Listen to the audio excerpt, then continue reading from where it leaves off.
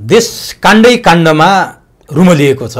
त्यो काण्डै काण्डबाट उन्मुक्ति हामी कहिले पाउँछौँ? कहिले भुटानी शरणार्थी काण्ड, पछिल्ला काण्डको चर्चा गर्दैछु, कहिले ललिता निवास काण्ड, कहिले प्रीतम सिंह काण्ड, र यसपछि अब यही हप्ता के काण्ड आउने हो? जनता चाहिँ काण्ड पर्खेर बस्नुपर्ने, नागरिक काण्ड पर्खेर बस्नुपर्ने यस्तो जटिल परिस्थितिमा देश पुगेको छ। के ललिता निवास प्रकरणमा जोडिएका मुख्य मान्छेहरू कारबाहीको दायरामा आउलान् अथवा सचिवहरूलाई पक्राउ पूर्ति जारी गरेर जो भूमाफिया छन् उनीहरूलाई पक्राउ गरेर यो मुद्दा यही डिसमिस पारिएला? प्रचण्डको सामु अब विकल्प के छन्? र उनी प्रचण्ड आफै यस्तो घेराबन्दीमा छन् कि आफैले के बोले भन्ने होस नपाउँदा यति बेला उनको राजीनामा मागेर संसद निरन्तर अवरुद्ध भइरहेको छ। यो स्थितिले देश कता जान्छ, कता लैजाँदैछ, गठबन्धन भत्किन्छ अथवा यथावत रहन्छ? गठबन्धनभित्रको मुख्य दल नेपाली काङ्ग्रेस आफै चाहिँ टुक्रा टुक्रामा विभाजित हुने अवस्थामा छ। महामन्त्रीहरूले सभापतिको भेला बोलाए तर केन्द्रीय सभापति कहाँ छन्? ती सभापतिहरूले भेट्न पनि पाएनन्। विश्वप्रकाश र गगनले गर्न खोजेको के हो? काङ्ग्रेस सुधार्न हो अथवा अरू कुनै नियत हो? यी सम्पूर्ण कुरामा केन्द्रित भएर आजको चुरो कुरोको चुरो बहसमा हामी संवाद गर्दैछौँ। त्यसका निमित्त आजको चुरो बहसमा अधिवक्ता हरिप्रसाद कटेल हुनुहुन्छ। सबभन्दा पहिले म चुरो बहसमा अधिवक्ता हरिप्रसाद कटेललाई स्वागत गर्छु। यहाँलाई चुरो बहसमा हार्दिक स्वागत छ। हस् सुमितजी, धन्यवाद। अब यो काण्डै काण्ड पर्खिनु पर्ने भयो जनताले। सरकारले विकास गर्ला, समृद्ध देश बनाउला, जनताका लागि केही प्याकेज लिएर आउला भन्ने त एकादेशको कथा हो, त्यो सपना मात्रै हुने भयो। तर काण्ड चाहिँ यो हप्ता के आउला भनेर पर्खिनु पर्ने स्थिति भयो। पछिल्ला कुरा मात्रै गर्ने हो भने भुटानी शरणार्थी काण्ड लगभग अब सेफ ल्यान्डिङको अवस्थामा देखिएको थियो, मिली भगतमा सकाउन ला जस्तो। त्यो बेला फेरि अर्को काण्ड आयो, ललिता निवास। हुन त पुरानो काण्ड हो, त्यो फाइल खोलियो। त्यो ललिता निवास काण्ड चलिरहँदा फेरि प्रीतम सिंह काण्ड आयो। कि यो देश काण्डै काण्डको मात्रै देश हुने हो अथवा हामी समृद्ध र सुखको यात्रामा पनि जाने हो? यहाँलाई के लाग्छ? मैले यहाँबाट सुरु गरेँ। हजुर उमेशजी, यसमा तपाईँले यो काण्डै काण्ड अहिले यो पछिल्लो समयमा देखा परेका काण्डको बारेमा, अब अगाडिको त हाम्रो यो विस्मृतिमा गइसकेको काण्ड। अब सानो घाउ भएपछि अर्को ठुलो घाउ आयो भने त्यो घाउ बिर्स्या जस्तो। यो मलाई के लाग्यो, यो कस्तो खालको राजनीति भयो भन्दाखेरि मूलतः 46 सालदेखि यता नै, तर प्रचुर मात्रामा चाहिँ 62-63 साल पछाडि यिनीहरूले जुन यो महान उपलब्धि भन्छन् गणतन्त्र आइसके पछाडि, त्यो एउटा खेल्ने कुकुर हुन्छ नि पपी घरमा, होइन? 3-4वटा बल राखिदिने, अनि त्यस पछाडि त्यो पपीलाई चाहिँ टमी भन्ने बोलाउने, अनि त्यसरी एउटा बल यता फालिदिने, होइन? अनि अर्को बल उता फालिदिने, अनि एउटा बल यता फालिदिने, साना साना बल। टमी अब त्यो बल लिन चाहिँ, होइन, यताको बल लिन दौडिने हो कि त्यो टमी चाहिँ बल चाहिँ ल्याउँछ फेरि, होइन, पक्रेर ल्याउँछ, यताको बल लिन जाने हो कि त्यताको बल लिन जाने हो कि त्यताको बल लिन जाने हो कि कन्फ्युज बनाइदिने के टमीलाई हो। ठ्याक्कै तपाईँले भनेको एउटा पछाडि अर्को काण्ड ल्याइदिने, अनि त्यस पछाडि यिनीहरूले गरिरहेका अपराधबाट जनताको ध्यान अर्थात् जनताको त्यो मनस्थितिलाई चाहिँ विषयान्तर गराइदिने। त्यो टमी यता जाने कि उता जाने भए जस्तो एउटा काण्डको बारेमा सोच्दै गरेको हुन्छ जनताले, फेरि अर्को बल फालिदियो, अर्को काण्डवाला बल फालिदिइहाल्छ, अनि जनता त्यतातिर दौडिन्छ, अनि फेरि अर्को बल फालिदिन्छ, उतातिर दौडिन्छ। जनतालाई टमी बनाए यिनीहरूले, है, त्यो बल लिन जाने टमी बनाए। अनि त्यस पछाडि यिनीहरू चाहिँ त्यो टमीको मालिक बनेर त्यो किन गरिरहेका छन् यिनीहरूले भन्दाखेरि एउटै विषयमा मात्र जनता लामो समयसम्म सबै अपराध हुन्। फेरि यी अहिले तपाईँले भनेका काण्डहरू सबै अपराधसँग सम्बन्धित, सबै कसुरसँग सम्बन्धित, सबै देशद्रोहसँग सम्बन्धित, भ्रष्टाचारसँग सम्बन्धित काण्डहरू छन्।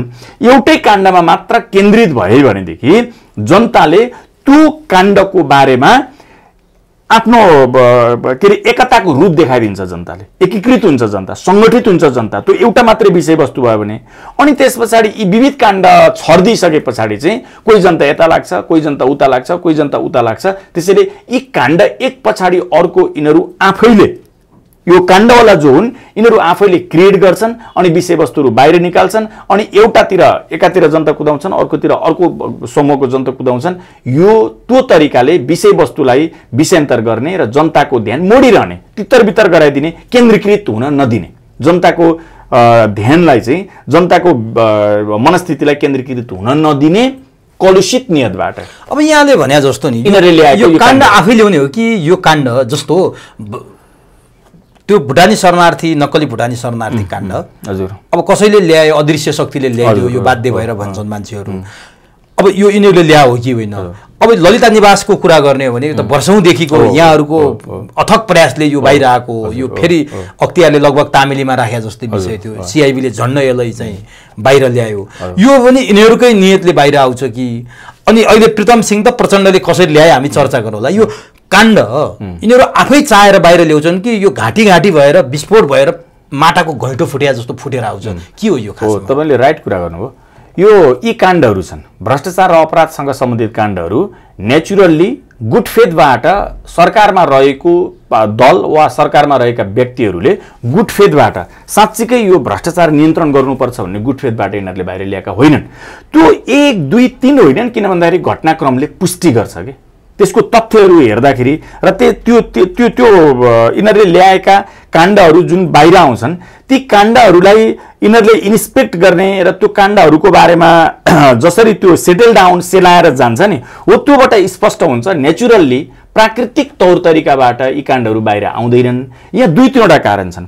मूल कारण भनेको चाहिँ के हो भन्दाखेरि आफू सुरक्षित रहने, आफ्नो राजनीतिक दाउपेच सुरक्षित गर्ने, आफ्नो राजनीतिक विचार समूह सुरक्षित गर्ने र फेरि जनतामा त्यो सुरक्षित भएको अवस्थालाई जानकारी गराएर हामी त हेरे यति अब्बल दर्जाको भनेर जनतामा भ्रम छर्ने नियतबाट यिनीहरूले यो काण्ड ल्याउँछन्। मैले भने यो प्राकृतिक वेबाट गुटफेदबाट यी काण्डहरू बाहिर आएका होइनन्। जस्तै यो लेटेस्ट ललिता निवासको कुरालाई तपाईँले हेर्ने हो भनेदेखि यो ललिता निवास त आजको काण्ड होइन नि त, होइन आजको घटना होइन। खड्गप्रसाद ओली त्यस बेला के हेरेर बसे? हिजो रोदन देख्थेँ म टेलिभिजनमा, यिनको चिच्चाहाट देख्थेँ। अनि यिनले किन नगरेको? खड्गप्रसाद ओलीले यो विषयवस्तुलाई किन बाहिर नल्याएको? माधव र बाबुरामले त्यति बेला किन नल्याएको? कारबाही नगरेको जति बेला विजय गच्छेदार कारबाही यस किन नगरेको भन्दाखेरि त्यो गर्ने बित्तिकै जति धुली नष्ट भए त्योभन्दा बढी धुली नष्ट हुनेवाला थिए। भनेपछि त आफू धुली नष्ट भए त होस् न त। यदि साँच्चीकै गुटफेदबाट बाहिर यो काण्डलाई भ्रष्टाचारको विषयवस्तुलाई बाहिर ल्याउने हो भनेदेखि त खड्गप्रसाद ओलीले त्यस बेलै आँट गरेर माधव कुमार नेपाल र बाबुराम भट्टराईलाई त त्यस बेला गिरफ्तार गर्नु पर्थ्यो नि, कारबाही चलाउनु पर्थ्यो नि। किन गरेनन् भन्दाखेरि राजनीति सुरक्षित गरे उनले। नेकपाका नेता थिए उनीहरू, नेकपाका नेता थिए उनीहरू। वा त्यस बेला गठबन्धन थियो, वा त्यस बेला उनीहरू कमसेकम सरकार खड्गप्रसाद ओलीको सरकार भए पनि उनीहरूले समर्थन गरेको अवस्था थियो, होइन? त्यो गर्दैनन् उनले। शेरबहादुर देउवाले चाहिँ किन गरेनन्? शेरबहादुर देउवाको त कुरै नगरौँ, शेरबहादुर देउवाले केही नै गर्दैनन् नि। किन गरेनन् भन्दाखेरि उसलाई थाहा के गरे के गरेनन् नि थाहा हुँदैन। शेरबहादुर देउवालाई थाहा त्यो गर्दैनथे। शेरबहादुर देउवाले गर्नको लागि कसैले यो गरौँ भनिदिनु पर्थ्यो। त्यो भन्ने भनेको त सबै लोभी पापीहरूको समूह छ वरिपरि घेरा हालेर बसेको, शेरबहादुरलाई भन्दैन नि त। शेरबहादुरले स्पन्टेनियसली आफैले कुनै काम गर्ने होइन, प्रधानमन्त्री हुँदाखेरि कुनै काम गर्ने होइन। उनलाई उनको वरिपरि घेराबन्दी गरेका मान्छेहरूले खास गरी उहाँको धर्मपत्नीले जे भनिदिनुहुन्छ त्यो गर्ने हो। अब आफै भ्रष्टाचारमा डुबेको आरजु देउवाले शेरबहादुरलाई यो भ्रष्टाचारको फाइल चाहिँ बाहिर निकालौँ, खोज तलास गरौँ, यसमा कारबाही गरौँ भनेर त्यो सिफारिस गर्ने कुरा गर्छन् भन्ने त हामी त्यो उनी नगरौँ। त्यसो भए प्रचण्डलाई चाहिँ हामीले किन चाहिँ धन्यवादको पात्र नबनाउने त? उनकै पालामा भुटानी शरणार्थी पनि बाहिर आयो, हिम्मत गरे। बहुत राम्रो प्रश्न। बकाइदा जहाँसम्म उनले कारबाही गर्यो होला नि त्यो एउटा पार्ट होला। कम्तीमा गृहमन्त्री लेभलको मान्छे, उप प्रधानमन्त्री भइसकेको भालवाला सचिवलाई जेलमा जाने वातावरण बनाए भुटानी शरणार्थी प्रकरणमा। खैर त्योभन्दा माथि गर्न सके या सकेन त्यो अर्को डिस्कसको विषय होला। अनि वर्षौँदेखि तामेलीमा बसेको केपी ओलीको त्यति शक्तिशाली सरकारले पनि खोल्न नसकेको ललिता निवासको फाइल त कम्तीमा यिनकै नेतृत्वमा खोलियो भनेपछि उनीमाथि लागेको ब्लेम र उनीमाथि लागेको आरोपको त चर्चा गरौँला हामी। उनी पनि भ्रष्टाचारको दलदलमा नफसेका होइनन्, तर यति गरेकोमा उनलाई साधुवाद हामीले दिने कि नदिने? यो कुरा के हो भनेदेखि नि वास्तवमै सामान्य जनताले के भन्नु, तपाईँको ठुलो राजनीति दिग्गज हौँ भन्नेहरूले पनि, राजनीतिका हामी ठुला खेलाडी हौँ भन्नेहरूले पनि हुन त तिनीहरूले बुझेका हुन्छन्, बुझ पचाएको हो, होइन? तर सामान्य जनताले यो विषयवस्तु बुझ्दैन। अहिले तपाईँको यो फेसबुकको वालमा, सामाजिक सञ्जालको वाल हेर्नुभयो भनेदेखि धेरै मान्छेले प्रचण्ड वाह वाह भन्न थालेका छन्। हरेक दिन जसो प्रचण्डले गरेका कामको समाचार बनाएर बुलेटिनै हाल्न थालेको छ। आज कति पकाउ पर्यो भन्ने विषयवस्तु के हो भन्नुहुन्छ भनेदेखि नि, जो मान्छे आर्थिक रूपमा अर्थात् एउटा सामाजिक डिग्निटी सामाजिक प्रतिष्ठा को दृष्टिकोणले सबल छ नि, आर्थिक रूपमा सामाजिक तपाईको डिग्निटीको दृष्टिकोणले वा अन्य विविध दृष्टिकोणले जसको परिवार अर्थात् जो मान्छे सबल सुदृढ छ नि, त्यो मान्छेले रिस्क मोलेर काम गर्दैन, केही पनि रिस्क मोलेर काम गर्दैन। तपाईँ हेर्नुहोस्, यो एउटा सामाजिक साइकोलोजी हो है। म तपाईँलाई यो कहाँ ठोकाउँदैछु भन्दाखेरि त्यो सामाजिक साइकोलोजी के हो भन्दाखेरि हरेक कुरामा रिस्क मोलेर क्षुद्र भएर जथाभावी छुचो भएर काम गर्न थालिसकेपछि उसको समुन्नति र समृद्धि जुन उसले इन्जोय गरिरहेको छ त्यसमा आघात पर्न जान्छ कि अरूले त्यसलाई ढुङ्गा हान्न थाल्छन् कि है, ढुङ्गा हान्न थाल्छन्। अब जो मान्छेको केही पनि छैन, घर पनि छैन, जग्गा पनि छैन, सम्पत्ति पनि छैन, केही पनि छैन हैन, अनि समृद्धि पनि छैन, शिक्षा पनि छैन, दीक्षा पनि छैन, त्यो मान्छेको एक किसिमले ठ्याक्क भन्दाखेरि कुनै सोशल स्टाटस पनि छैन भने त्यो मान्छेले जे पनि गरिदिन्छ। हेर्नुहोस्, किन भन्दाखेरि अब त्यो जे पनि नगर्ने हो भनेदेखि त ऊ सर्भाइभ हुने कुरा नै जे पनि गरेर हो, ऊ त्यसरी सर्भाइभ हुन्छ। यहाँ भएको के हो अहिले प्रचण्डको भन्दाखेरि अलिकति चाहिँ काङ्ग्रेससँग भ्रम पालेर होस् जे गरेर होस् एक प्रकारको संगठन छ, एउटा जनाधार छ है, एउटा जनमत छ। एमालेको सांगठनिक संरचना नेपालमा भएका अहिलेका भनिएका राजनीतिक दलहरूमा सबभन्दा राम्रो सांगठनिक संरचना छ। चुनावमा जाँदाखेरि अब फेरि 84 मा चुनाव आउँछ, चुनावमा जाँदाखेरि काङ्ग्रेस र एमाले एउटै चुनाव दुईटै चुनावबाट अर्को त्यस्तै किसिमको कुनै राजनैतिक घटना परिघटना देखा नपरुन्जेलसम्म काङ्ग्रेस र एमाले धुलिसात भएर तलमाथि होला राजनीतिक के अरे सिटमा है, तपाईको सिटमा तलमाथि 19-20 होला, अर्थात् 20-15 होला, केही फरक पर्दैन, तर सकिनी हाल्ने अवस्था काङ्ग्रेस र एमालेमा छैन। तर माओवादीसँग बाँकी कुनै पनि एजेन्डा छैन जनतामा जाने।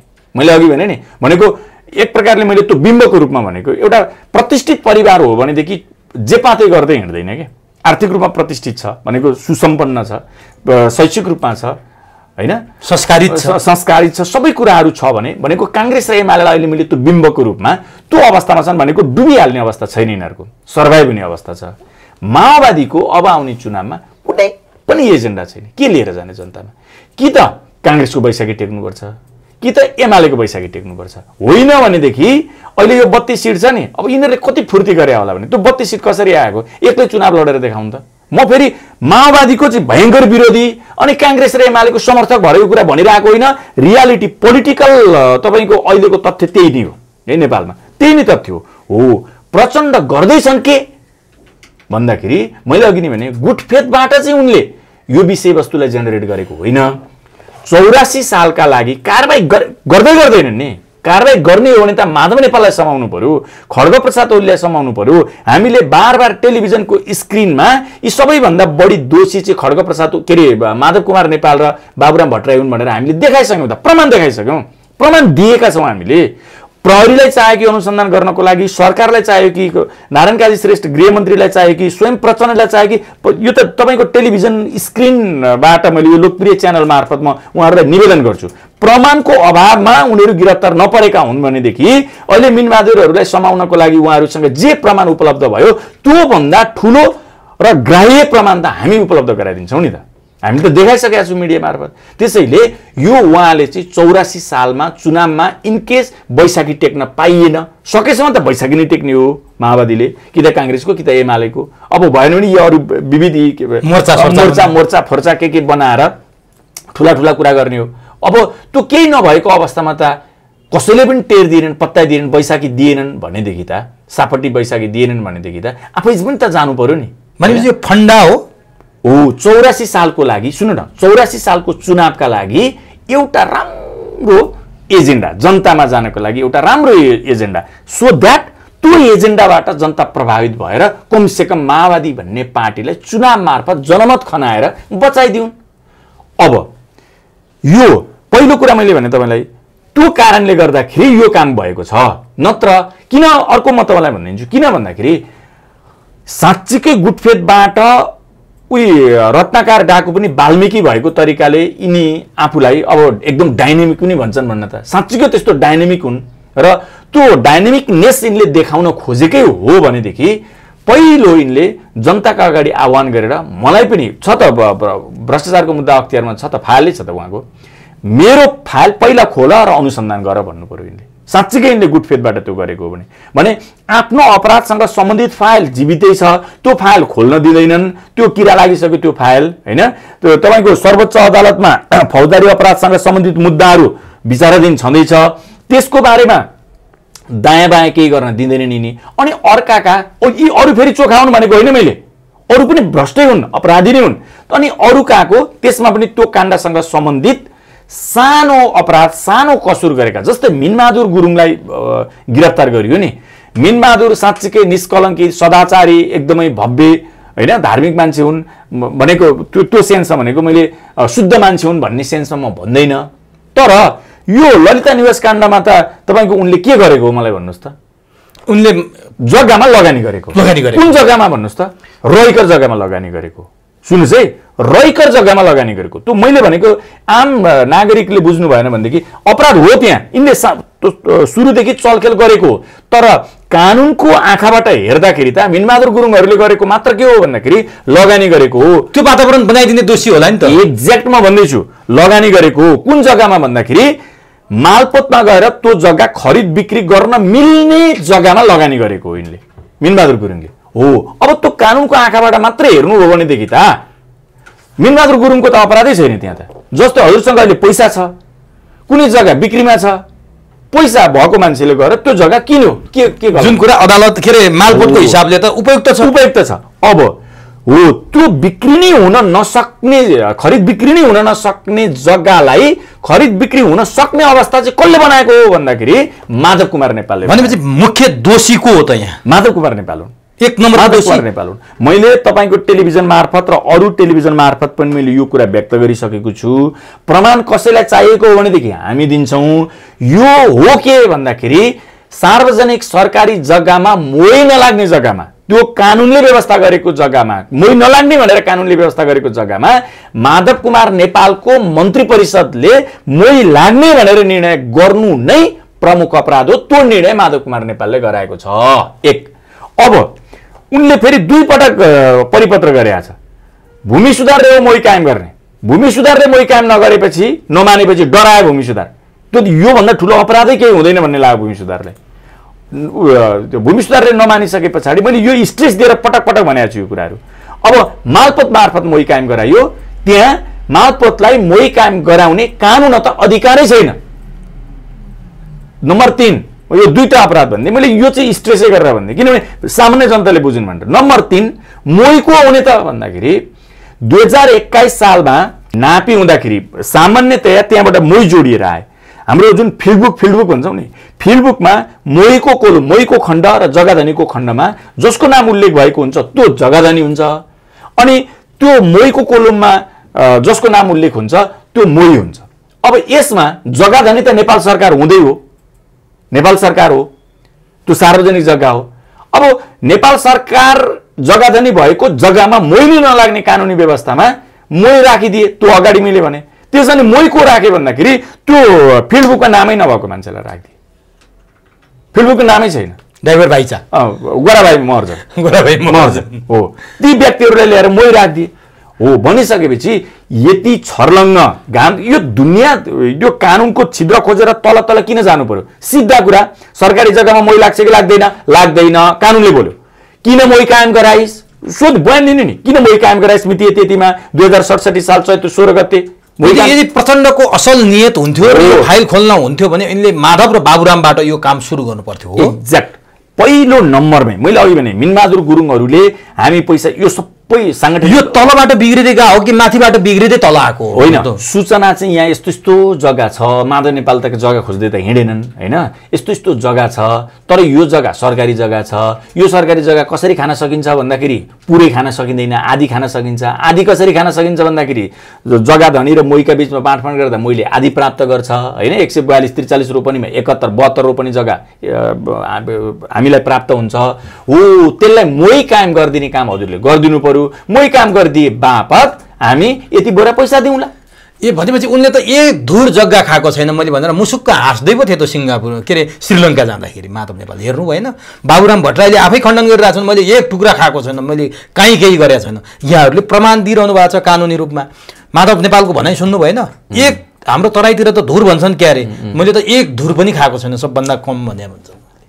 होइन, उहाँले जग्गा खाएको छैन, जग्गा खाएको छैन, त्यो जग्गाबाट प्राप्त हुने पैसा खाएको छ। बोराका बोरा बोराका बोरा त ल सुन्नुहोस् न, त्यसको मूल्य अहिले तपाईँको क्यालकुलेटरमा थिचौँ 71-72 रोपनी जग्गाको आनाको त्यहाँ 2 करोड छ, कति पैसा हुन्छ त्यहाँ भन्नुहोस् त।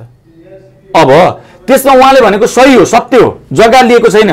विष्णु पौडेलले जस्तो, विष्णु पौडेलको छोराका नाममा राखे जस्तो उहाँले काम गरिदिए बापत जग्गा लिनु भएन। त्यो विष्णु पौडेल भन्दा उहाँ बाठो होइन। अनि हाम्रो एकजना सर्वोच्चमा श्रीमान हुनुहुन्छ होइन, कुमार वाटेभर। अब उहाँ भन्दा माधव कुमार नेपाल बाठो, उहाँले सही भन्नुभयो। एक धुर, एक आना, एक पैसा, एक दाम कति पनि जग्गा खाएको छैन उहाँले। तर उहाँले गरिदिएको चाहिँ के छ भन्दाखेरि त्यो सरकारी जग्गा व्यक्तिको नाममा जानको लागि बाटो प्रशस्त गरिदिनु भएको छ, आफै सिग्नेचर गरेर मन्त्री परिषदको प्रमुखको हैसियतले। त्यो काम खास गरी खरदार सुब्बाको काम हो, खरदार सुब्बाले गर्ने काम। ल उहाँले अब के भन्नुहुन्छ कोही कोही बेला भने, अस्ति एउटा टेलिभिजनमा अब त्यो बाबुरामले चाहिँ भन्दै थियो यो सबै कुराहरूको जानकारी कहाँ कताबाट आयो, विषयवस्तु थाहा पनि भएन। ल हेर्नुहोस्, त्यस्तो कुरा थाहा हुँदैन। ल थाहा भएन भने मैले भनिदिएँ त, पहिलोपटक थाहा भएन होला, स्ट्रेस गरेर फलाना फलानालाई मोही कायम गर भनेर भूमि सुधारलेलाई परिपत्र गरिसकेपछि भूमि सुधारले नमानेपछि अनि फेरि मालपोतले गर भनेर भन्नुको अर्थ चाहिँ के हो, थाहा नभएको हो त्यो। त्यसैले यिनीहरूको पछाडि लागेका मान्छेहरूलाई यसो हेर्दाखेरि ढाका टोपी नि लाउँछन् होइन, सफा लुगा लाएर चटक्क परेर यसो हेर्दा सदाचारी भएर हिँड्छन्। ती बाहिरी एपिरियन्सलाई हेरेर मात्र यिनीहरू सदाचारी यिनीहरूलाई आच्छा होलान् भनेर समाजवादी के भन्दै डाक्टर बाबुराम भट्टराईको चाहिँ तपाईँको देवत्वकरण नै गरेर मान्छेहरू जुन हिँडे, अहिले त अब घटिसके हो। अब जति छन् ती मान्छेहरूले यो कुरालाई बुझ्नु पर्यो कि कति झुटमुट, कति तपाईँको त्यो त आपराधिक कथन हो नि त। माधव कुमार नेपालको जग्गा खाएको छैन, एक धुर पनि जग्गा खाएको छैन, जग्गा खाएको छैन त पैसा खाएको छैन त उहाँले। अब नि सर जस्तो माधव नेपालको त कानुनी रूपमा उम्किने ठाउँ यहाँले देख्नु भएन, एक नम्बरकै दोषी भनेर यहाँले करार गरिसक्नु भयो कानुनी रूपमा। व्यक्तिगत रूपमा हरि कटेल र माधव नेपालको कुनै दुश्मनी पनि होइन, तर कानुनले बोल्ने कुरा एउटा अधिवक्ताले पल्टाएर तथ्य बोलेको हो नि त। त्यो त उहाँले गरेको काम के हो त्यो काम भनिदिएको मैले। तर अहिलेका वर्तमान गृहमन्त्री नारायण काजी श्रेष्ठले ललिता निवासमा दोषी कसैलाई पनि छोड्दैन भनिरहनु भएको छ। यहाँहरूले दोषी करार गरिरहनु भएको छ माधव नेपाललाई, उहाँले कसैलाई छोड्दैन भनिरहनु भएको छ। प्रचण्डले पनि म कुनै पनि हालतमा दोषीलाई कारबाही गरेरै छाड्छु भनिरहेछ। के सिआइबी अथवा प्रहरी अथवा कानुन माधव र बाबुरामको नजिक पुग्न सक्ला यहाँलाई लाग्छ? त्यो यदि गुड फेथबाट गरेको प्रचण्डले होइन भन्नुहुन्छ यहाँ भने पुलिसले उनीहरूलाई छुट्टै कारबाही गर्न सक्ने र नारायण काजी श्रेष्ठले उनीहरूलाई पक्राउ आदेश जारी गर्न सक्ने क्षमता र हिम्मत राख्छन् कि राख्दैनन्? अब जुन आर्जु र कृष्ण सिटौलालाई राखेको कुरा सार्वजनिक भयो, यहाँ त्यसै गरी राख्न सक्छन् कि सक्दैन? अब यस्तो हो, योभन्दा अगाडिको अघि तपाईँले जुन काण्डै काण्ड भन्नुभयो नि, योभन्दा अगाडिको नक्कली भुटानी शरणार्थी काण्डमा अहिले गिरफ्तार भएका व्यक्तिहरूभन्दा बढी अपराध गरेको, बढी कसुर गरेको, यथेष्ट प्रमाण छताछुल्ला बाहिर आएको आर्जुको सम्बन्धमा, मन्जु खाँडको सम्बन्धमा, इभन प्रचण्ड स्वयंको सम्बन्धमा र इभन खड्गप्रसाद ओली स्वयंको सम्बन्धमा बयानमा आइसके पछाडि ती व्यक्तिहरूलाई गिरफ्तार गर्नको लागि अब प्रचण्ड आफै सेल्फ गिरफ्तारी दिनु पर्यो नि त। प्रचण्डले खड्गप्रसाद ओलीलाई गिरफ्तार गर्नु पर्यो नि त, मन्जु खाँडलाई गिरफ्तार गर्नु पर्यो नि त। हो, अब मैले अगाडि भने नि एउटा काण्ड गयो, एउटा लेभलमा पुर्याए, छोडिदिए, एउटा तहमा पुगिसकेपछि तिनीहरूलाई पनि उन्मुक्ति दिन्छन् होइन। अब त्यस्तै गरी यो ललिता निवास काण्डमा एकजना पनि छोडिँदैन। किन बोलेको त? त्यो बोल्नै परेन नि, माधव नेपाललाई समाइदेऊ न ल, अनि त्यसपछि हो रहेछ भनौँला नि, बोल्नु परेन नि त भने। माधव नेपाललाई समाउँदा प्रचण्डको सरकार ठिक छ त? त्यो 54 जनाको मोर्चा ठिक छ त? अनि उहाँले त सरकार टिकोस् नटिकोस्, म पुरै यो भ्रष्टाचारको विरुद्धमा, भ्रष्टाचार नियन्त्रण गर्ने काममा लागेँ, म यसमा सरकार टिक्ने र नटिक्ने विषयवस्तुमा म ध्यान दिन्न भनेर त अनि किन बोल्नु? अनि यहाँलाई सत्य लाग्छ त्यो कुरा? लाग्दैन भनेर त मैले अगाडि नै भने। यो सबै त्यसो भए अब के छ त प्रचण्डको विकल्प? माधव र बाबुरामले समाउन पनि नसक्ने, हजुर, मुख्य दोषी उनीहरू भइराख्ने, प्रचण्डले चाहिँ दोषी छोड्दैन भन्ने, यो कहिलेसम्म जान्छ? अर्को काण्ड नआउँदासम्म अथवा कहाँ गएर टुङ्गिन्छ यो? अब तपाईँले भनेको राइट हो। अर्को योभन्दा अलिक बढी महत्त्वपूर्ण होइन, अलिक बढी महत्त्वपूर्ण, जनतालाई चट्ट त्यो चटनी हुन्छ नि, मसलेदार चटनी अर्को ल्याएर जनताको ध्यान डाइभर्ट गर्न पनि सक्छन् र माधव र बाबुराम भट्टराईको इस्युलाई त बाहिर लानु पर्यो भनेको विषयान्तर गर्नु पर्यो। जनताको त्यो दिमागमा जुन बाबुराम र यो माधव नेपाल चाहिँ कसुरदार भन्ने छन्, त्यो कसुरदार होइनन् भन्ने बनाउनेतिर कतै न कतै विषयवस्तु तिनीहरू चटकेदार छन्, गर्छन् त्यो। अब यदि त्यो गरेनन् भनेदेखि यसमा चाहिँ प्रचण्ड फस्छन्। फेरि कसरी प्रचण्ड फस्छन् भन्दाखेरि प्रचण्ड नारायणकाजी दुइटै फस्छन् होइन। यस्तो नि तपाईँको त्यो कालु र बाख्राको कथा छ नि, कति पटक चाहिँ झुक्काउने त नि, बाघ आयो भनेर। यिनी त बाघ आयो भनिरहेछन् नि त, अनि अन्तिममा त बाघले बाख्रा खाने हो। अब कहिल्यै बाघ नआएको बेहोरा जनताले थाहा पाइसके पछाडि अनि जनता त यिनीहरूका पछाडि त लाग्न छोडिदिन्छन्, अनि त्यस पछाडि साँच्चै बाघ आएर खान्छ नि त। हो, अब जनता आफै बाघ बनेर निस्किन सक्छन् कि कसरी भन्दाखेरि तिमीले यो ललिता निवासमा कोही दोषी छोडिदिन भनेको दोषी यो भन्ने कुरा प्रमाणबाट खुलिसकेको छ, तर किन नसमाएको त, किन छोडेको त भनेर साँच्चीकै जनता बाघ बनेर चाहिँ प्रचण्ड नारायणकाजीको विरुद्धमा लाग्दिए भनेदेखि के गर्छन् प्रचण्डले? त्यो अर्थमा मैले के भनेको भन्दाखेरि यो सधैँभरि हामी कोही छोडिँदैन झिना मसिना। मैले अघि भने मिनबहादुरले के गरेको हो र? मिनबहादुरको त प्रचण्डसँग जोडिरहेछ नि त मान्छेले, होइन? अब सुन्नु न, अब त्यो दुईटा आशंका। एउटा मैले अगाडि भन्ने मिनबहादुरले खरिद बिक्री गर्न मिल्ने जग्गामा पैसा लगानी गरे, शोभाका ढकालहरूले खरिद बिक्री गर्न मिल्ने जग्गामा पैसा थियो, लगानी गरे, उनीहरूसँग पैसा थियो, वैधानिक तरिकाले लगानी गरे। त्यो त अनि लालपूर्जा बनेको जग्गामा, जस्तै मेरो नाममा रहेको जग्गामा गोराभाइ महर्जनको नाममा भएको जग्गा खरिद गर्न नपाउने, त्यही त हो नि उनीहरूको कसुर त, होइन? अब तर त्यो गोराभाइ महर्जनको नाममा सरकारी जग्गा लगिदिने काम, लालपूर्जा बनाइदिने काम चाहिँ कसले गर्यो भन्दाखेरि माधव कुमार नेपालले गरे। अब मैले तपाईँले प्रचण्डसँग जुन यो विषयवस्तु जोड्नुभयो, मिनबहादुरको जोडिया छ नि। अब यसमा चाहिँ के हो भन्दाखेरि एउटा अघि मैले भने यो जनता आफै बाघ बनेर प्रचण्ड नारायणकाजीलाई के हो यो कुरा किन नसमाएको त, बोल्ने मात्रै बाघा मात्रै भने खोइ त अब हामी आफै बाघौँ भनेर झम्टिन सक्छन् एउटा। अर्को तपाईँले अहिले भनेको मिनबहादुर गुरुङले यो भाटभटेनीहरू तपाईँको च्याउ उम्रे जस्तो, त्यसमा पनि तपाईँको दिन 2 गुणा रात 100 गुणा बढोत्तरी यिनको त्यो व्यापार बिजनेसमा जसरी बढोत्तरी भएको छ नि, त्यो कहिलेदेखि भयो भनेर जनताले हेरेका छन् कि।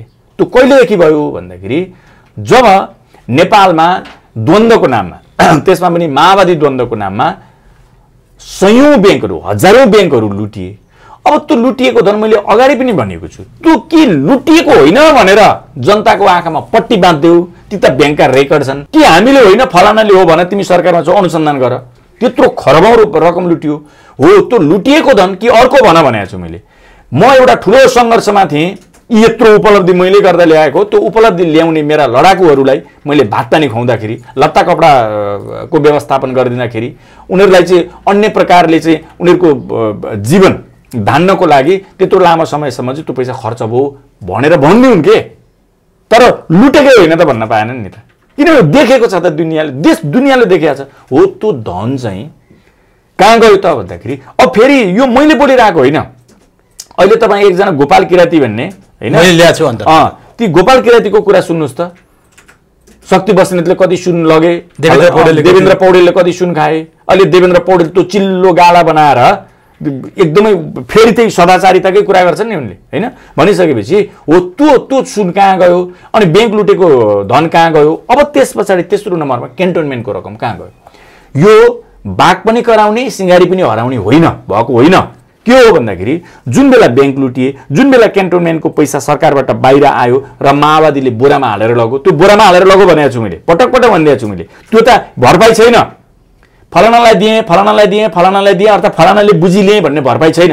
हो, त्यो रकम जुन रकम छ त्यो रकम कहाँ गयो त भन्दाखेरि यस्तै व्यापारी, त्यो सबै रकम मिनबहादुर कहाँ नहोला।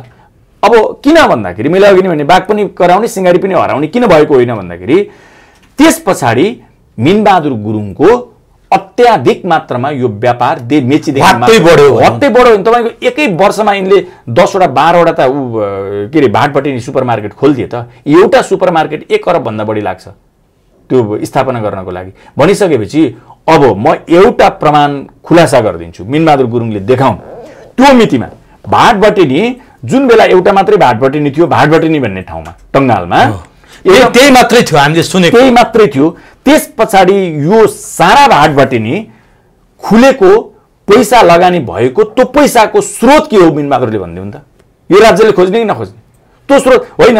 10-20 करोड मात्र भएदेखि झुक्क्याउलान् रे, अरबौं अरब रकम। मिनबहादुर गुरुङले तपाईँको यो लोकप्रिय च्यानल मार्फत मैले निवेदन गरेँ जनतालाई पनि, त्यो मितिमा जुन मितिमा एकै वर्षमा 7 वटा 8 वटा भाटबटिनी स्थापना गरे, त्यो पैसाको स्रोत मिनबहादुरको के हो, त्यो पैसाको स्रोत देखाउन् त यिनले।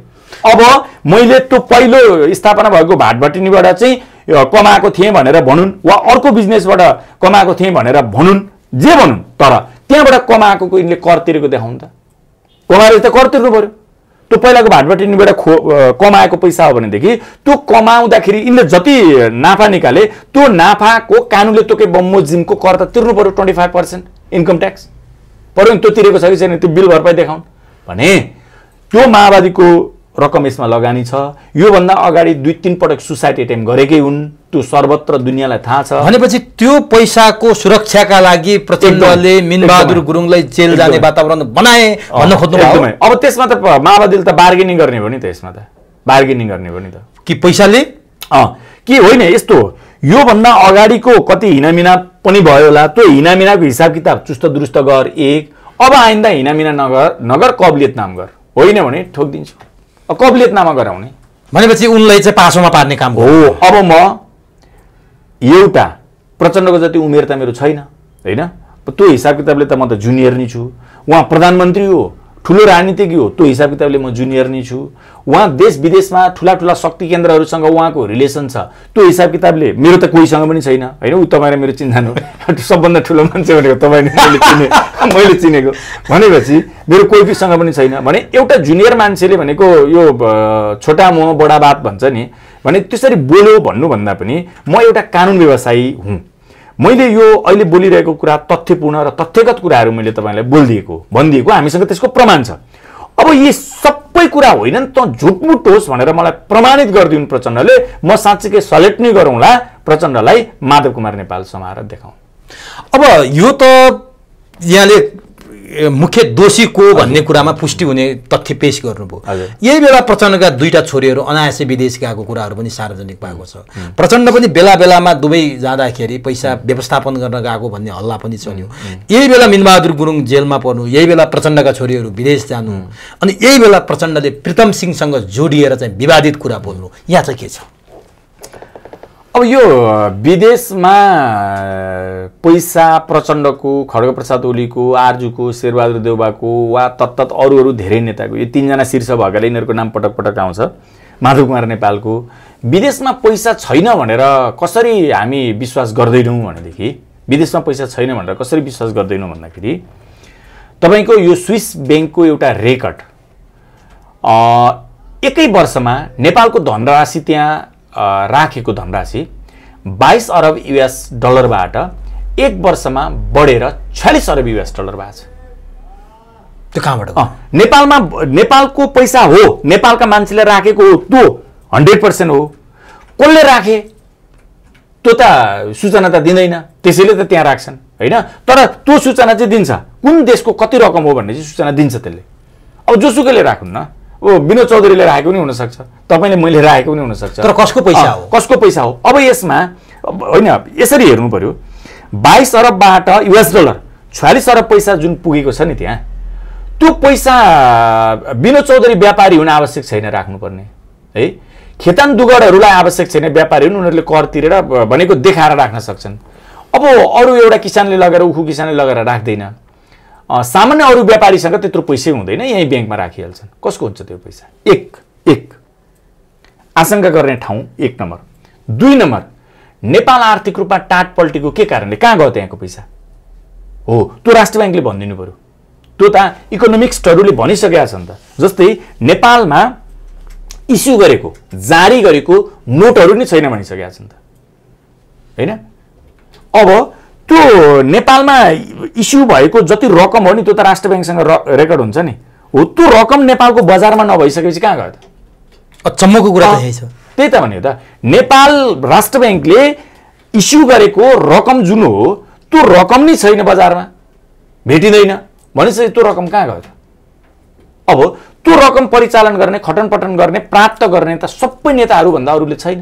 त्यसैले यो मैले भन्दा पनि अगाडि नै खड्गबहादुर विश्वकर्मा हैन, अहिले त उनी त मोर्चा बनाएर गइसक्यो, बोल्नै छाड्यो नि। बाबुरामले 3-3 अर्ब खाएको भन्थे, त्यो पनि अब उनले त्यतिकै बोल्यो भने अब यिनीहरू त बाहिर हुँदा मात्रै हो नि त बोल्ने। हो अब त्यसो हो भनेदेखि विप्लव खड्गबहादुर विश्वकर्माले गएर त्यो माओवादीबाट छुट्टिएर गएर मान्छे मार्दै हिँडेर त्यो यो लेटेस्ट पछिल्लो चरणमा उनीहरू शान्ति प्रक्रियामा आउनुभन्दा अगाडि अब शान्ति न अशान्ति यिनीहरूको के बोलीको ठेगान हुँदैन, त्यो मोरङमा एकजना मास्टर मारे यिनीहरूले हैन। हो त्यो त्यसको जवाफदेही हुनुपर्छ कि पर्दैन? ऊ त्यहाँ तपाईँको टावर फुटाउने नाममा त एकजना एनसेलको टावर फुटाउने नाममा त यहाँ ललितपुरमा त एकजना लमजुङको गुरुङ मारे हैन। भनिसके पछाडि यो त्यस बेला 41 अरब रुपियाँ दुबईमा प्रचण्डले राखेको छ भन्ने विप्लव खड्गप्रसाद विश्वकर्मा हैन, त्यो पैसा प्रचण्डले देशमा फिर्ता ल्याएर मोर्चामा गएर आबद्ध भएका कि त्यो जनतालाई भ्रम पार्न। अब मेरो अगाडि यिनले एकपटक भेटेर म यो प्रश्न गरेँ भने के भन्छन् होला यिनले? मैले भनेको 41 अरब नेपालको धन दुबईमा लगेर राखेको छ भन्ने विप्लव र खड्गप्रसाद विश्वकर्मा हुन्।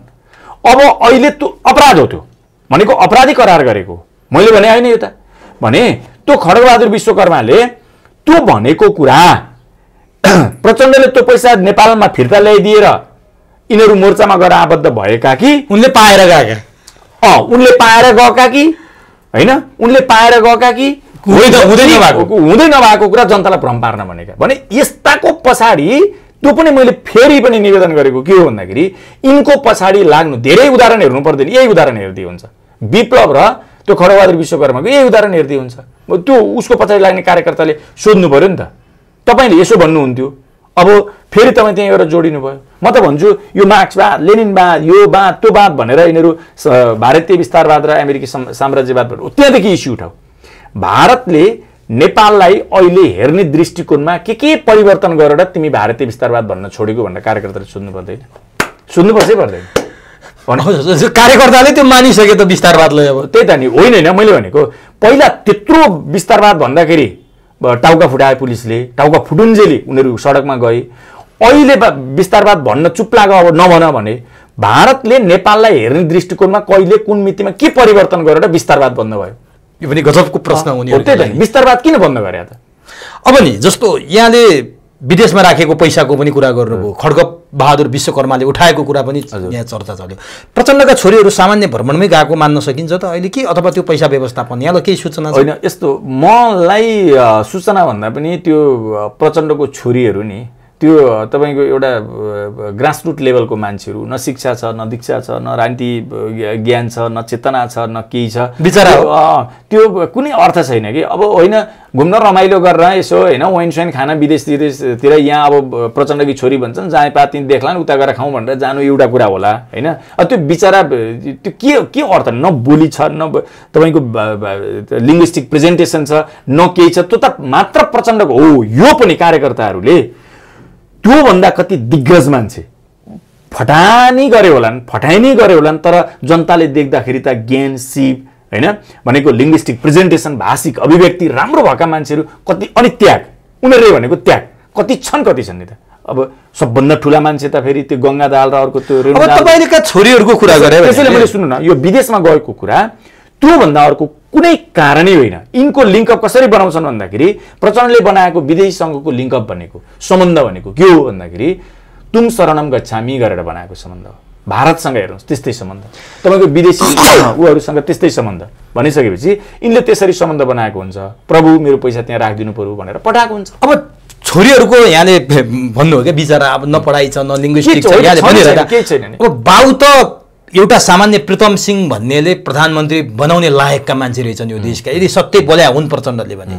एउटा पुस्तक विमोचनमा बोलेको कुरा यहाँले सुन्नुभयो होला। प्रचण्डका हरेक अभिव्यक्ति विवादास्पद सुनिन्छ, चाहे उनले बानेश्वरमा भाषण गर्दा मालिकसँग वार्ता गर्छु भनेको कुरा होस्, चाहे क्यान्टोनमेन्टभित्र लडाकाका सङ्ख्याका बारेमा बोलेको कुरा होस्, चाहे राजा महाराजाहरूको शान सौगत ठुलो भन्ने विषय होस्, चाहे 5000 को जिम्मा ल्याएको विषय होस्, चाहे अहिले उनले बोलेको विषय, मलाई प्रीतम सिंहले एकपटक प्रधानमन्त्री बनाउन भारतसम्म पुगेर ठुलो मेहनत गर्नुभएको छ भन्ने विषय होस्, यस्ता अभिव्यक्ति भाषिक ज्ञान नभएका कारण अथवा राजनीतिक क्षमता नभएका कारण अथवा त्यसलाई रिजर्भ राख्न नसक्ने रिजर्भेसन नभएका कारण केका कारण प्रचण्डका यी आवाज, यी बोली, यी भाषणहरू चाहिँ सधैँभरि जिब्रो चिप्लेर आउँछन् कि किन आउँछन् यस्ता कुराहरू? यस्तो हो सर।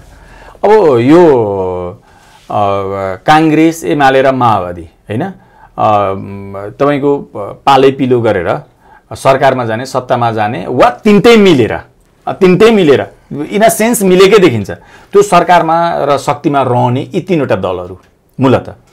अब यो कोही बेला यिनीहरूका बिचमा चाहिँ भनेको यो तीनवटा दलका बिचमा र अरू राजनीतिक घटकहरूका बिचमा पनि अलिकति खटपट हुँदाखेरि यिनीहरू आफूसँग कोहीसँग केही ताकत छैन है, अनि यिनीहरू हाउगुजी के देखाउँछन् भन्दाखेरि तिम्रो भन्दा बलियो प्रभु त मेरो छ नि, हेर न तिमीलाई फेरि थर्काउला नि मेरो प्रभुले होइन, मेरो ठुलाले थर्काउला नि भन्ने शैलीमा प्रत्यक्ष परोक्ष रूपमा घुमाएर अर्थात् सिधा रूपमा यिनीहरू त्यसरी अभिव्यक्ति दिने गर्छन्। अहिले प्रचण्डलाई सरकार कतैबाट कहीँबाट गिर्छ कि ढल्छ कि भन्ने हो, तपाईँलाई अघि भनेको कि होस चाहिँ छैन फेरि, तर त्यो होस नभएको किन भन्दाखेरि जनता बाल हो कि यिनीहरूका लागि, जनता बाल हुनु पनि पर्यो। यस्तो त छ जन्तु, अनि यो जन्तु यस्तो भइसके पछाडि त बाल दिनु स्वाभाविकै पनि हो। किन भन्दाखेरि मैले अघि तपाईँलाई भने यो प्रभु कसको बलियो छ, प्रभु तेरो बलियो छ कि मेरो बलियो छ भन्ने कम्पिटिसन हो। त्यो अहिले काङ्ग्रेस के अरे यो सरकार दायाँ बायाँ हुने सङ्केत कता कताबाट देखिँदाखेरि यिनले भनेको के हो भन्दाखेरि साँच्चीकै मलाई त्यो दाजुको दिल्ली दाजुको मलाई त्यत्रो आशीर्वाद छ देखिस् त, त्यसैले मलाई हलचल गर्न सक्दैनस् नि, मलाई हलचल गर्नको लागि त तैँले त्यहाँ कुरा गर्नुपर्छ, त्यहाँ कुरा गरेर मिलाएर आउनु पर्ने हुन्छ, तैँले त्यो सक्दैन। त्यसैले भरपर्दो यहाँको अहिलेको एजेन्ट भनेको भरपर्दो मान्छे ती ठुल्लाईको चाचाजीको एजेन्ट भनेको चाहिँ म हुँ भनेर प्रचण्डले त्यो यसो अलिकति कस्तो तरिकाले नि हैन त्यहाँ बोल्दाखेरि पनि उनको अलिकति के हो यो तेल बेसार लाको भन्ने नि अलिकति चाकडी भाषामा। अनि प्रीतम सिंहको चाकडी गरेर देशको प्रधानमन्त्री हुनुपर्ने कस्तो व्यवस्था त? त्यो त प्रचण्डले पहिलो पटक बोलेको होइन नि त्यो कुरा।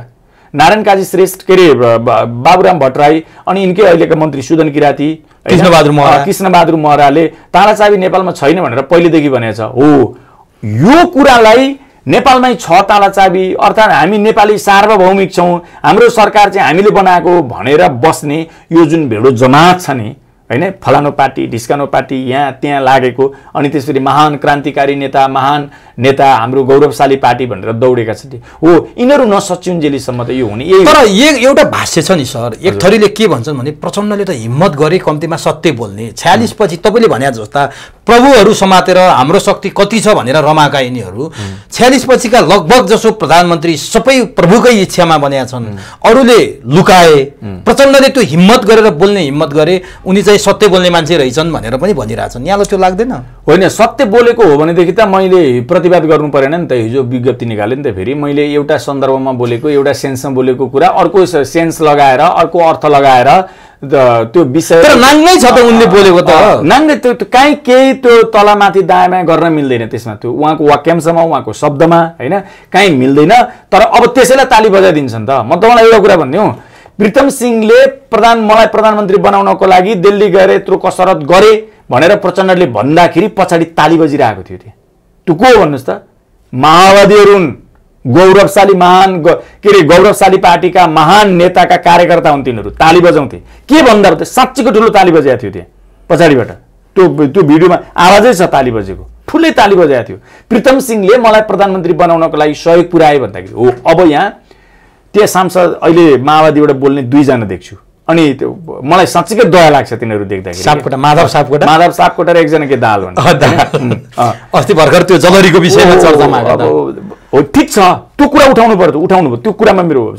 तर हरेक कुरामा माओवादीको कुरामा ढाकछोप गर्ने, तपाईँको कालोलाई सेतो, सेतोलाई कालो बनाउने, स्त्रीलाई पुरुष बनाउने कुराहरूमा यो जनतालाई भ्रम सर्न कस्तो लाज नभएको होला।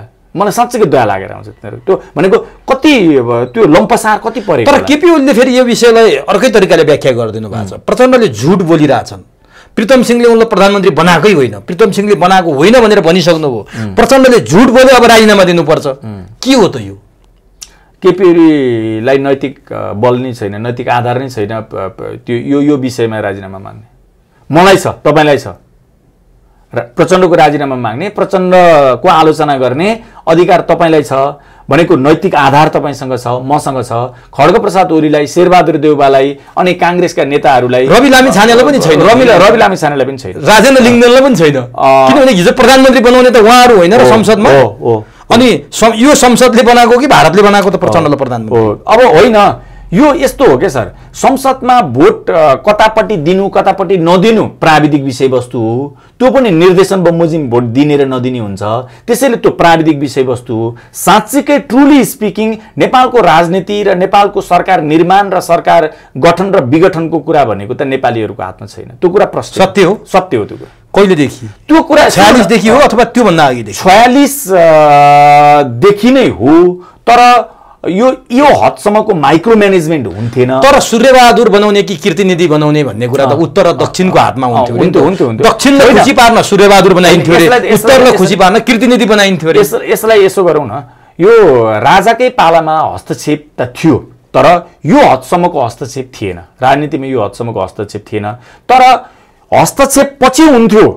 त्यसबेला हस्तक्षेप पछि हुन्थ्यो। सरकार बनाउने बेलामा सुझाव सल्लाहहरू यसरी गर्दाखेरि हुन्छ भन्ने हदसम्मको, त्यो पनि डिप्लोमेटिक वेबाट, अप्रत्यक्ष रूपमा। तर 62-63 पछाडि भएको चाहिँ सरकार को बन्ने, कसरी गठन गर्ने र प्रधानमन्त्री को बन्ने भन्ने कुराको डिजाइन पहिला भइसके पछाडि, त्यो हामीसँग बिचमा होइन, त्यहाँ बाहिर भइसके पछाडि अनि त्यस पछाडि सरकार यसरी बन्दैछ भनेर नेपाली जनताले थाहा पाउँछ। तर एउटा कुरा नि, नेपालका प्रधानमन्त्रीहरू चाहे केपी ओली प्रधानमन्त्री भएको बेला मध्यरातमा सामन्त गोयललाई भेटेको कुरा होस्, बिना प्रतिनिधि नै भेट्दै, चाहे आरजु देउवाले बालुवाटारमा बीजेपीका विदेश विभाग प्रमुख विजय चौथाईवालेलाई बोलाएर राखी बाँधेको कुरा होस्, चाहे प्रचण्डले मलाई चाहिँ प्रधानमन्त्री बनाउन भारतसम्मै पुगेर चाहिँ प्रीतम सिंहले बडो मेहनत गर्नुभयो भन्ने कुरा सुन्दा त हामी सार्वभौम छौँ र सर, हाम्रो देश स्वतन्त्र छ र यिनीहरू एउटा प्रधानमन्त्रीको कुर्सीमा बसेका व्यक्तिहरूले गरेका हरकत हेर्नुहोस् त। यसले के सङ्केत? म तपाईँलाई अर्को दृष्टान्त, तपाईँले अहिले भनेका दृष्टान्त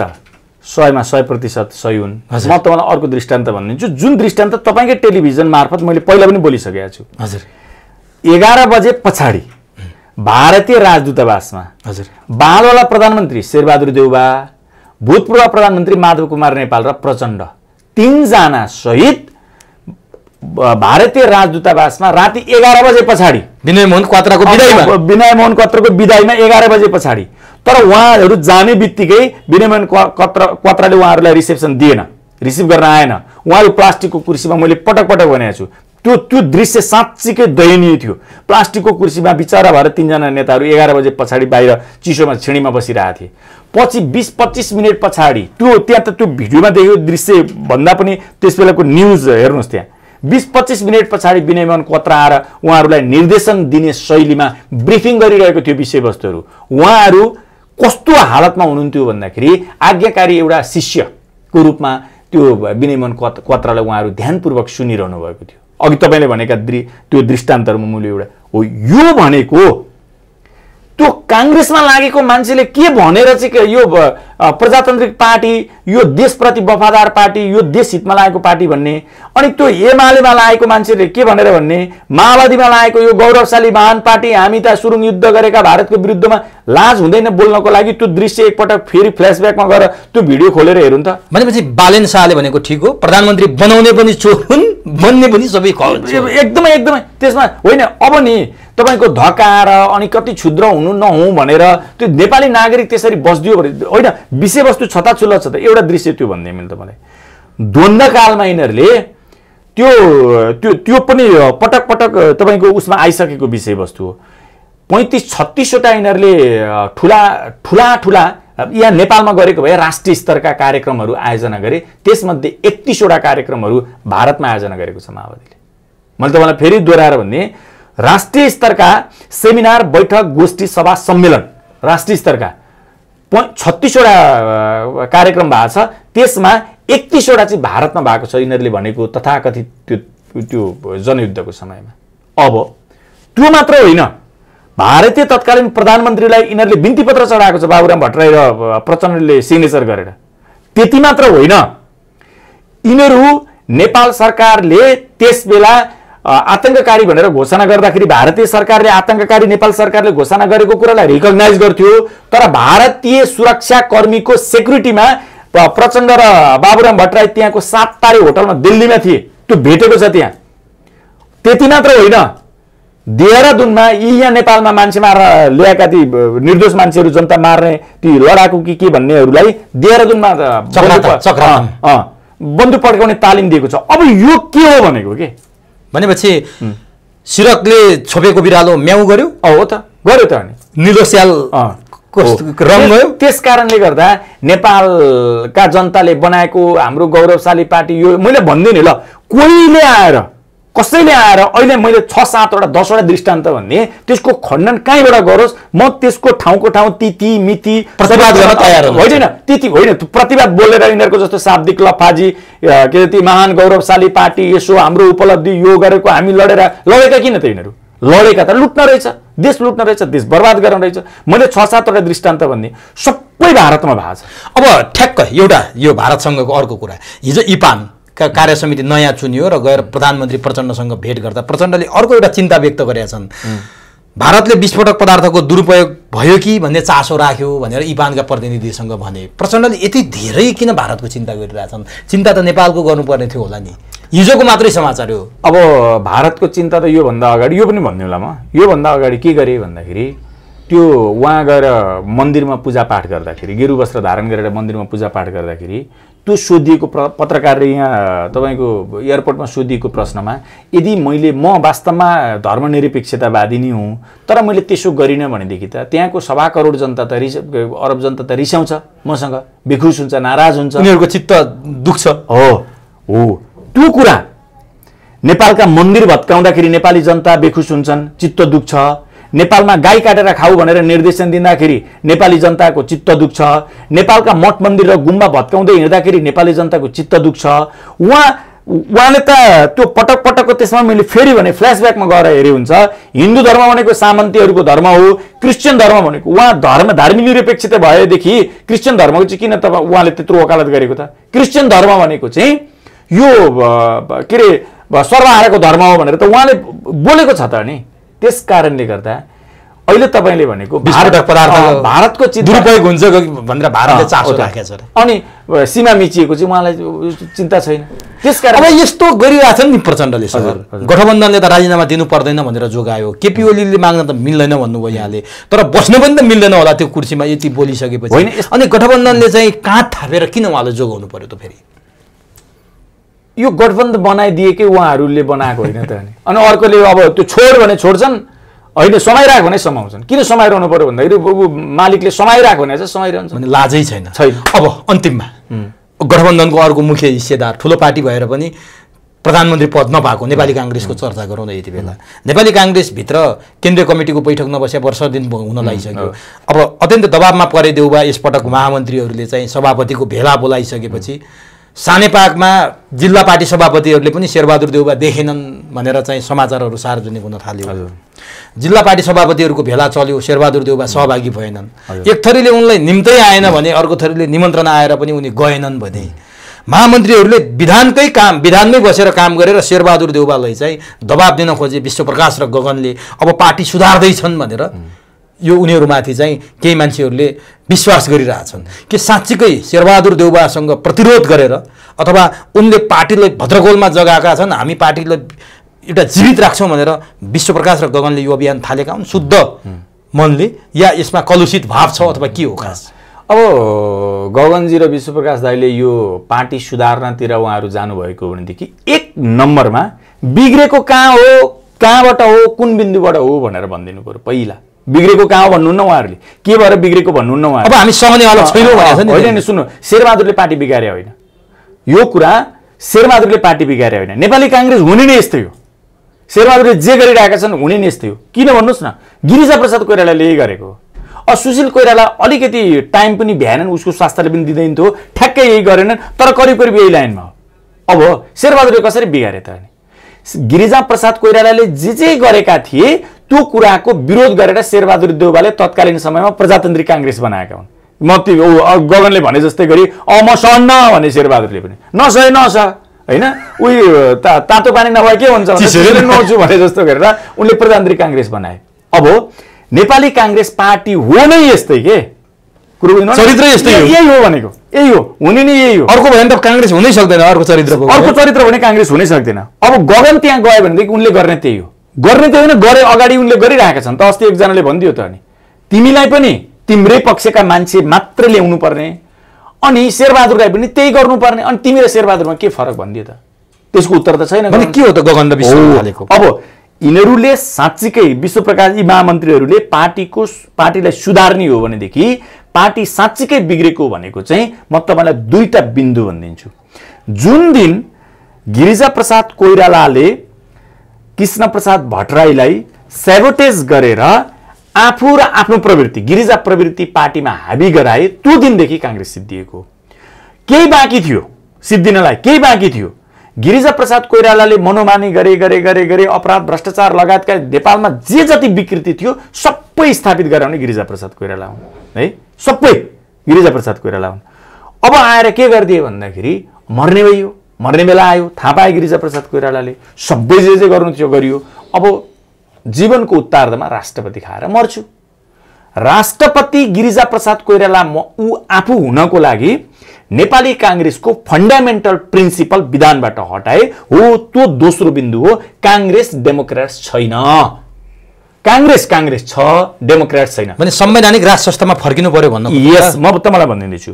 गिरिजाप्रसाद कोइरालाले गरेको के हो भन्दाखेरि हिन्दू राज्य भनेको धर्मनिरपेक्षतामा जाने, अनि त्यस पछाडि काङ्ग्रेसको मौलिक सिद्धान्त नेपाल, त्यो त मौलिक सिद्धान्त मैले बोलेको होइन, त्यो विश्वेश्वर प्रसाद कोइरालाले निर्माण गरेको पार्टी उनले बनाएको नीति अन्तर्गत नेपालबाट राजतन्त्र कुनै हालतमा फालिनु हुँदैन, नेपाल नरहन सक्छ भनेको छ। अब यिनीहरूले अर्को व्याख्या गरिहाल्छन्, फेरि समय सान्दर्भिक चल्नु त्यति बेला सिटी युद्ध चलेको थियो र बिपीले त्यो भन्छन् होइन। अब त्यो कोही बोल्न आए म त्यसको पनि जवाब। गगन र विश्वप्रकाशले यदि साँच्चीकै नेपाली काङ्ग्रेसलाई सुधार्न चाहेको हो भनेदेखि पहिलाको अघि किशुनजीलाई सेबोटेज गरेको उसमा फर्किन सक्दैनन्। किन भन्दाखेरि अब किशुनजी हुनुहुन्न, तर कहाँ चाहिँ फर्किनुपर्छ भन्दाखेरि नेपाली काङ्ग्रेसलाई कम्युनिस्ट पार्टीहरू, कथित कम्युनिस्ट पार्टीहरूभन्दा फरक बनाउने र जनताको विश्वास, गुमिसकेको विश्वासलाई फेरि पुनर्स्थापित गराउने, पुनर्जागरण गराउने हो भनेदेखि यो गिरिजाप्रसाद कोइरालाले लोभी पापी मन बनाएर राष्ट्रपति खानको लागि जुन दिन जे निर्णय गरे, नेपाल के अरे काङ्ग्रेस पार्टीको विधान परिवर्तन गरेर धर्मनिरपेक्षता र नेपालमा गणतन्त्र हुनुपर्छ, गणतन्त्र ल्याउनुपर्छ भन्ने जुन निर्णय गराए, त्यो बिन्दुमा नेपाली काङ्ग्रेस पुनः फर्काउनको लागि विश्वप्रकाश र गगन त्यो गरे भनेदेखि विश्वप्रकाशलाई त कता कता सानो बिपी के भनेको नि सुन्थे। सानो बिपी होइन, अझै कद बढ्छ र ठुलो बिपी हुन्छ। तर छ त यिनीहरूसँग त्यो हिम्मत, किनभने यिनीहरूले त अर्कै आरोप खेपेर बसिरहेको छ। होइन, उहाँहरूमा अहिलेसम्मको गतिविधि हेर्दाखेरि उहाँहरूमा त्यो हिम्मत किन छैन भन्दाखेरि शेरबहादुर देउबा र अरू नेताहरू उहाँहरू बोल्न अलिकति वाकपटुता भएको मात्रै हो, त्यसैमा ताली बजाउँछन्। नेपालमा एउटा के छ चलन भनेदेखि जसले बोल्न जान्दछ त्यो नेता भइहाल्यो क्या, त्यति हो। त्यसैले शेरबहादुर देउबाका क्रियाकलाप, यो अहिले गगनले पछिल्लो चरणमा लगाएको आरोप जुन छ नि है, 5 पटक प्रधानमन्त्री भएको विश्वमा कहीँ छैन एउटा। अनि त्यस पछाडि हामी एक्लै चुनाव लड्नुपर्छ, कतै जानु हुँदैन। नेपाली काङ्ग्रेसलाई माओवादीकरण गराउने प्रमुख पात्र नै गगन थापा हुन्। म फेरि दोहोऱ्याएर भनिदिन्छु, नेपाली काङ्ग्रेसलाई माओवादीकरण गराउने, ठुलो क्रान्तिकारी बनाइदिने भनेको नेपाली काङ्ग्रेस त्यस्तो होइन नि त, माओवादी जस्तो होइन नि हो। गगन थापा प्रमुख पात्र हुन्। नेपाली काङ्ग्रेसलाई आफ्नो मौलिक सिद्धान्तबाट डिरेल गराउने, आफ्नो मौलिक सिद्धान्तबाट दायाँ गराउने प्रमुख पात्र नै गगन थापा हुन्। भनेपछि उनले सुधार्न सक्छन् त? आशै छैन नि। त्यो आशा गर्नको लागि, कमसेकम मैले आशा गर्नको लागि, तपाईँले आशा गर्नको लागि, आम नेपाली काङ्ग्रेसको कार्यकर्ताले आशा गर्नको लागि गिरिजाप्रसाद त्यो आँट गरेर बोल्नुपर्छ। गिरिजाप्रसाद कोइरालाले राष्ट्रपति खाने नाममा, लोभमा यो काम गर्नुभयो। के काम गर्नुभयो भन्दाखेरि नेपाली काङ्ग्रेसलाई मौलिक सिद्धान्तबाट च्युत गराउनु भयो।